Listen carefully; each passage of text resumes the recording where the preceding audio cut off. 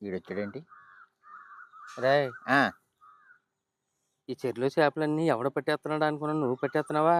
చిచ్చి నేనేం ఆ, పట్టట్లేదు. ఆ, అదేదో చేపగా ఒకటి మొన్న ఈతకి దింపాను. ఆ. అది ఏం చేస్తుందని చూద్దామని చెప్పేసి అనుకున్నాను. ఇటు రాలేదు. అటు ఎటైనా వెళ్ళినట్టుంది.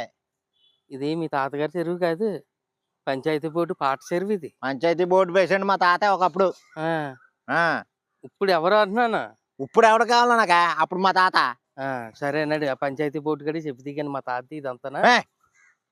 మరి ఆ! ఏంటి లచ్చలచ్చలట్ని పాడుకున్నది, మరి నువ్వు గేలం వేసి పట్టేనే కదా చేపలన్నీ. ఆ! లచ్చలు పెట్టి పాడారా? ఆ, ఆ! నేను వేలకు వేలతో పాడతాలే.